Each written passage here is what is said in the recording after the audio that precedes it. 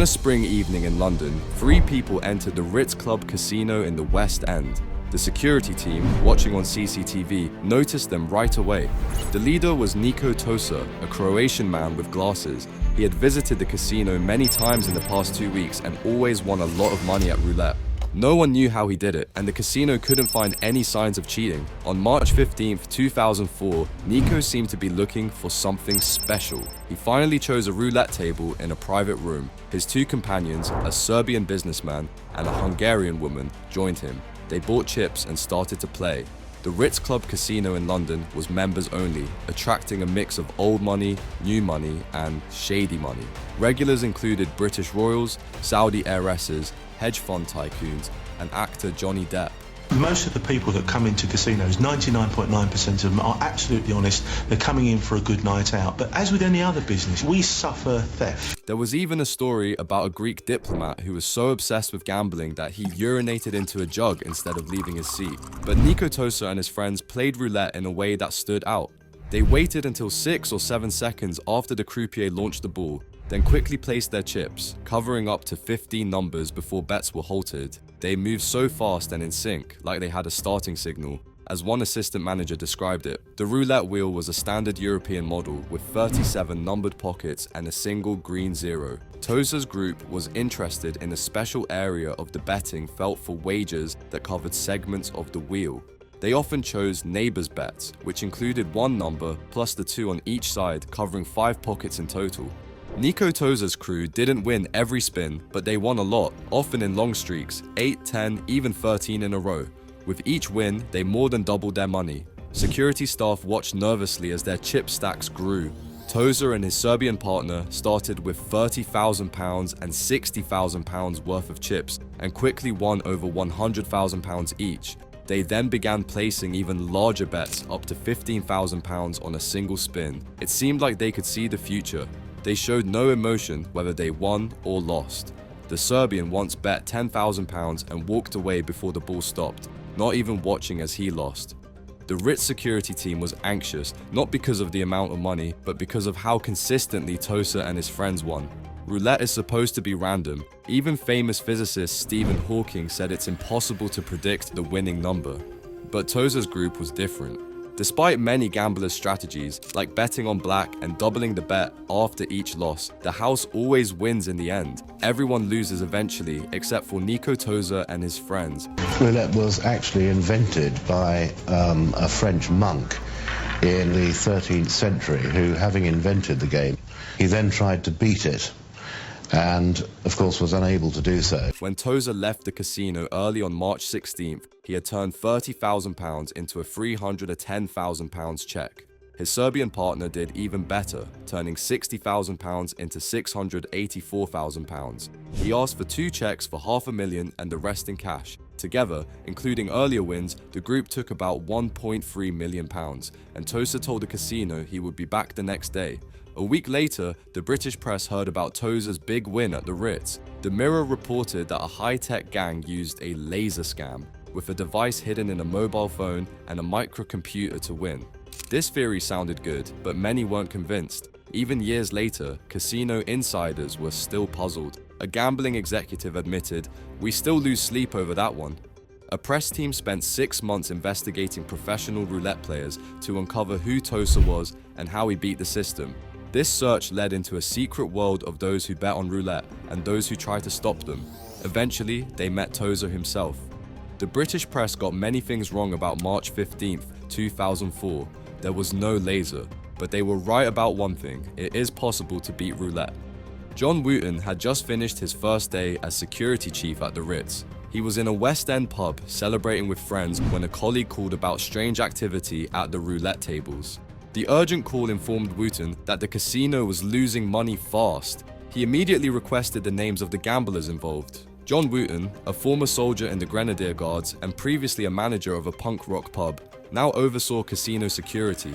Aware of the seriousness of the late-night call, he quickly received the names Niko Tosa, Nenad Marjanovic using an old Yugoslavian passport, and Livia Pelisi from Hungary. Although unfamiliar with them, Wooten instructed the staff to cease their play and rush to the Ritz. Unfortunately, upon arrival, the mysterious gamblers had already departed.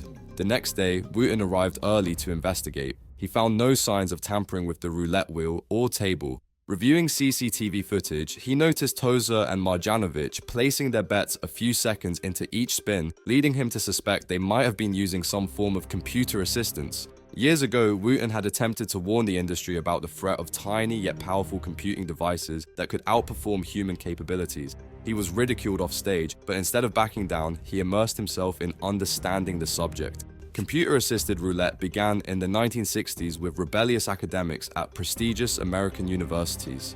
They reasoned that if microprocessors could predict celestial movements, why not predict roulette outcomes? It was all about physics. Edward Thorpe, an American mathematician, and Claude Shannon, an MIT professor known for information theory, led the charge. They saw roulette not as pure chance, but as a physics problem, how a ball moves in a circular path influenced by gravity, friction, and other forces. Predicting became more challenging as the ball bounced erratically off metal slats and pocket dividers. Despite this chaos, Thorpe and Shannon discovered that by measuring the ball and rotor speeds, they could predict where the ball was likely to land, albeit with some margin of error. They were surprised to find their predictions were usually only a few pockets off. Thorpe and Shannon constructed the world's first wearable computer in the 1960s, a tiny device hidden inside a shoe with a timing switch. Once calibrated to a specific roulette wheel's dynamics, Thorpe could tap his foot twice to gauge ball speed. In controlled tests, it worked well, but the 60s era wiring failed in real casino conditions. A decade later, J. Doyne Farmer, a physics student at the University of California, Santa Cruz, took up the challenge. His group, Eudaimonic Enterprises, aimed to fund their inventions with gambling winnings. They created a device that buzzed to indicate which of 8 sections the ball might land in. Despite field tests in Lake Tahoe and Las Vegas, their computers often malfunctioned, causing electrical shocks or burns. After years and thousands of dollars spent, they abandoned the project in the early 1980s. One member later chronicled their efforts in a book titled The Eudaimonic Pie, concluding that eudaimonia, or happiness, was more about the journey than the destination. Wooten read The Eudaimonic Pie, and knew computers had advanced since then. After seeing Tosa's tactics at the Ritz, he realized the 6-second pause before Tosa bet allowed for a computer to predict ball movements. He called the police. Tosa, Marjanovic, and Polisi went back to the Ritz at 10 p.m. as promised. They were taken to a private room where London police were patiently waiting. The officers arrested them for suspected deception and took them to a nearby station. Wooten urged the police to search their shoes and clothes for hidden devices. Despite being arrested, Tosa and his friends stayed calm, like they were at the roulette table. At the station, they were interviewed separately with an interpreter. Tosa refused to answer questions. Marjanovic talked more, but was confusing, claiming he could win at roulette 70% of the time through skill alone. Both denied using computers. Polisi, who seemed romantically involved with Marjanovic, was vague about her connection to Tosa and said little about their gambling. When shown CCTV of Marjanovic winning big at the Ritz, she didn't seem bothered. The police took 4 cell phones and a Palm Pilot type device for analysis. In the group's hotel rooms, they found lots of money and a list of casinos marked with crosses, ticks, pluses, and minuses. The detective told Wooten that because of the large sums, the Met's money laundering division would take over. Meanwhile, the police let the Ritz stop payment on Tosa and Marjanovic's checks to prevent them from taking the casino's money and leaving. Later that evening, while out on bail, Tosa, Marjanovic, and Polisi stopped outside the casino and talked to a doorman. Tosa, speaking with a Balkan accent, accused the Ritz's owners of being dishonest and threatened to sue to get their money back. About 6 months later, a chauffeured Mercedes-Benz arrived at the Colony Club casino near the Ritz. 2 men got out, claiming that they could prove it was possible to win at roulette without cheating. The police investigation had stalled. Despite many searches, they found no earpieces, wires, or timers. IT experts found deleted data on the seized phones, which looked suspicious, but there was no evidence of software to beat roulette. Tosa and the other suspects had hired lawyers and were refusing to answer more questions. Instead, their lawyer proposed a demonstration to show how someone could beat roulette without cheating. An executive from the Colony Club agreed to host, inviting security chiefs from casinos across London's West End. Tosa himself didn't participate. Instead, his lawyer brought in a serious-looking Croatian named Ratomir Jovanovic and his playing partner Yusef Fadel from Lebanon. they had earned around £380,000 playing roulette in London with a similar late betting style as Tosa. Police suspected Jovanovic was part of Tosa's gambling group, though they couldn't prove it. Jovanovic's presence at the demo seemed to confirm their suspicions. During the demonstration, Jovanovic confidently declared their ability to win without cheating. A casino representative jokingly attempted to strip him, prompting laughter from those present. Later, when Jovanovic and Fadel arrived at the Colony Club expecting police, they were surprised to find themselves in a private room with several casino security bosses. Most were former soldiers like Wooten, some with visible scars or crooked fingers, and all looked hostile. Fidel's smile disappeared. Jovanovic tried to leave, but a casino executive blocked the door with his heel, preventing their departure. Wooten carefully observed as Jovanovic positioned himself at the elegant roulette table, draped in cream-colored leather. Jovanovic's method echoed Tosa's technique witnessed at the Ritz.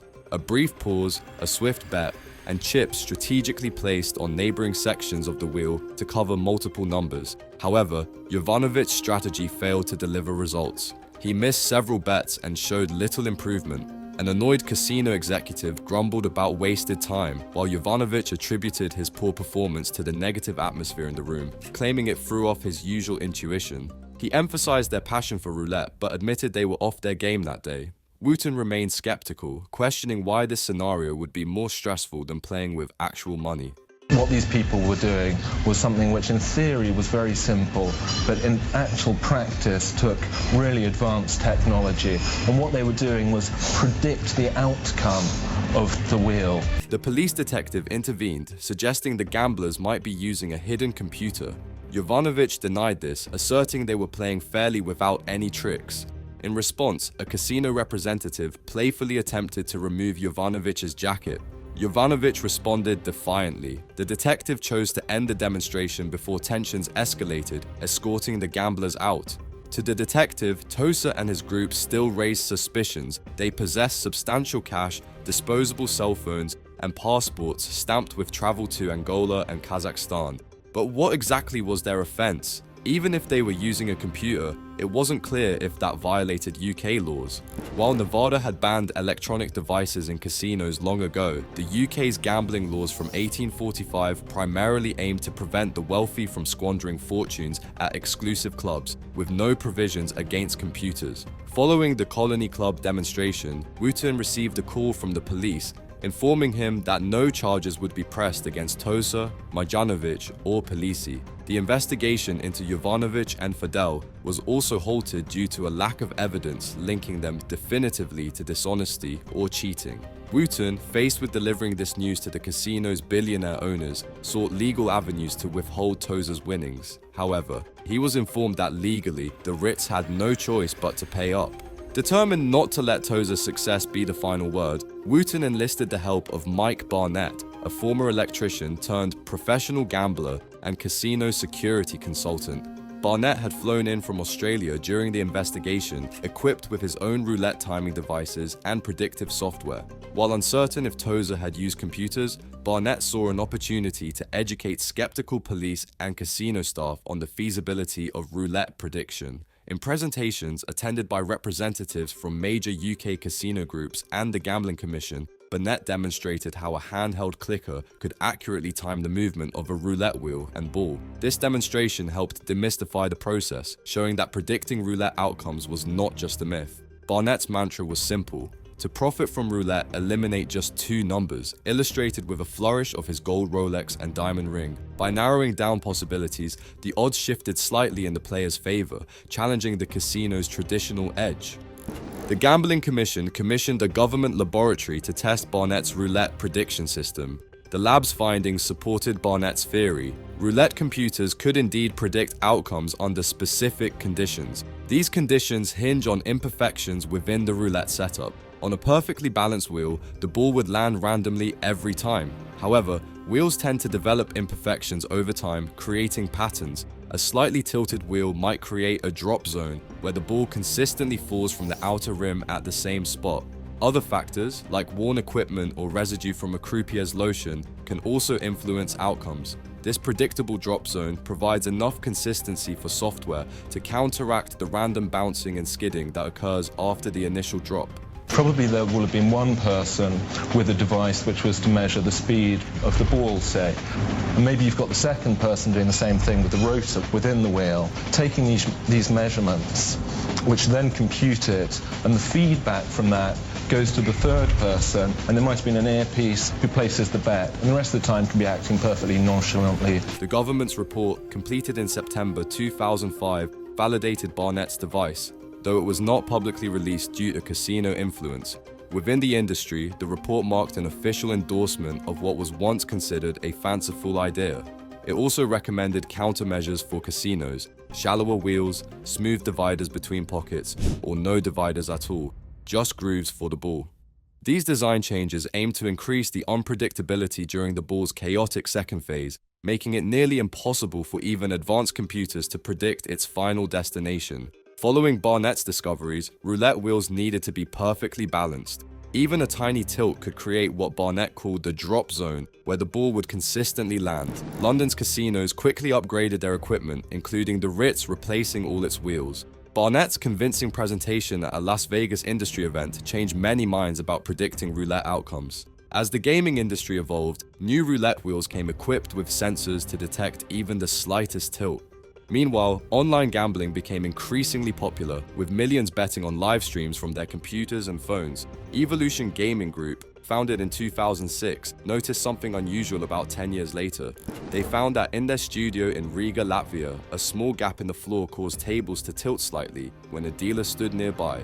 This subtle tilt helped some players using prediction software win significant amounts before adjustments were made. As Evolution expanded into more countries like Belgium, Malta, and Spain, players got smarter at finding flaws in its casinos. In one place, a fan that cooled the room affected how the ball rolled. Sometimes new equipment arrived with loose parts or started acting predictable after lots of use. Some players didn't even need fancy math to win, they just kept betting on the same spots. These players often found flaws before Evolution's experts did. To fight back, Evolution hired a team of experts to keep games fair. They used software to watch the wheels in real time, making sure no part paid out too much. They also advised dealers on how fast to spin the ball. By 2016, Evolution had 400 people on this team. They warned that their opponents were getting better every year. Evolution assured that they work hard to keep their games fair. Now, new online roulette players use software that watches videos to time the ball and wheel perfectly from their home computers. Gambling companies are using new tricks like random rotor speed, RRS, to change the wheel's speed each time, making it harder to predict where the ball will land. Casinos could stop people from predicting roulette by saying no more bets before the ball starts moving, but they don't because it would mean less money and fewer players. Instead, they tolerate a few who know the trick while making the game harder to beat. Go to any casino today, look at how deep the pockets are, how high the wheelhead is, and how curved the bowl is. You can see how people like Tosa changed roulette forever. John Wooten never forgot Niko Tosa. He admired the Croatian, who was better than the usual cheats. Tosa helped Wooten's career. He traveled to talk about the Ritz case in Macau, Las Vegas, and Tasmania. Sometimes friends told him where Tosa was. Over the years, Tosa used fake names and IDs and changed who he played with, but he couldn't hide his piercing eyes and long nose. He was seen in a Romanian casino in 2010, caught on camera with his hand in his pocket. Then he tried to get into a London club wearing a bad wig. After that, Poland and Slovakia. In 2013, the owner of a Nairobi casino contacted Wooten. A Croatian had won big money playing roulette by watching the wheel and betting on neighboring numbers. When questioned, he acted like he expected trouble. Was this the same guy who hit the Ritz years earlier? Wooten confirmed it was. Casinos were getting better at stopping cheats like Tosa. He was going to Africa now to find easy targets. There were casinos far from London where they'd break a cheater's fingers without a second thought. Wooten retired in 2020 when the Ritz closed due to the COVID-19 pandemic. Throughout his career, he collected various gadgets like Palm Pilots, modified cell phones, and tiny cameras. Despite rumors of players using hidden devices, Tosa was never caught with anything suspicious. Wooten wondered if the man who raised alarms about computer roulette ever used one himself.